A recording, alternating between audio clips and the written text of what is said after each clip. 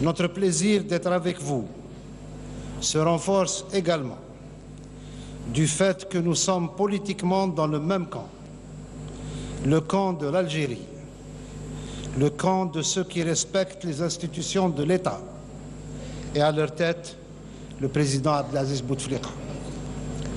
Je voudrais remercier l'UGTA et l'ensemble des organisations patronales pour leur motion de soutien qui vient d'être lue à l'endroit de Monsieur le Président de la République.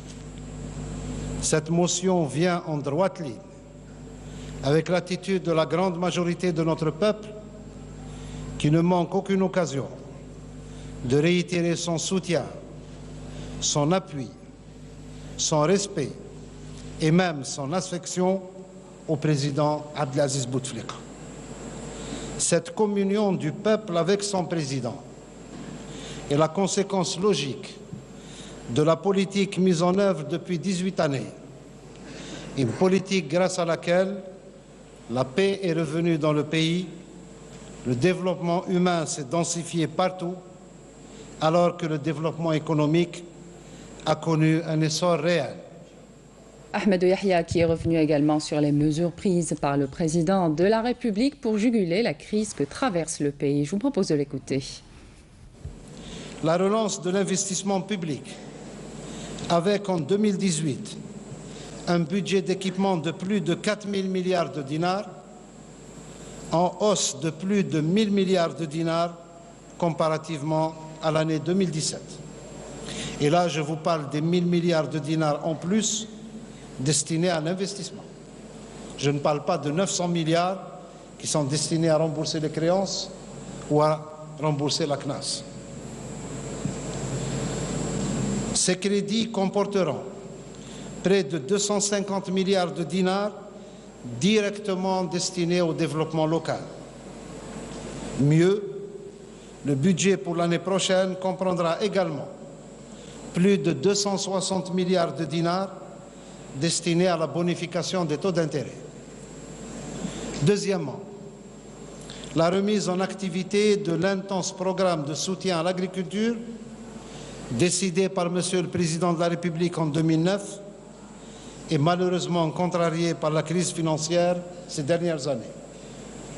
Troisièmement, l'allègement au niveau des banques du poids des créances détenues sur l'État par des organismes économiques tels que la Sonatrach ou la Sonelgaz, par exemple, ainsi que du poids du financement du logement promotionnel.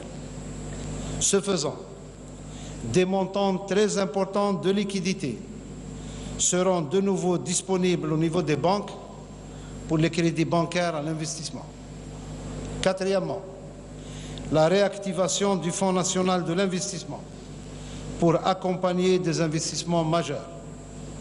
Cinquièmement, le maintien de l'ensemble des mesures de soutien à l'investissement et de bonification des crédits à l'investissement. Sixièmement, la réalisation, dans un délai maximum d'une année, des 50 nouvelles zones industrielles sous la responsabilité directe des Wali, auprès desquelles l'opération est désormais décentralisée.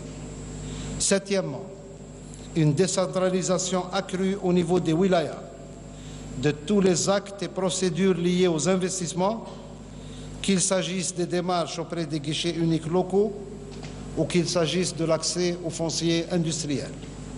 Huitièmement, le rétablissement de la priorité à la production nationale dans le cadre de la commande publique, conformément au Code des marchés publics en vigueur, qui, je vous le rappelle, accorde une préférence même à 25% plus cher.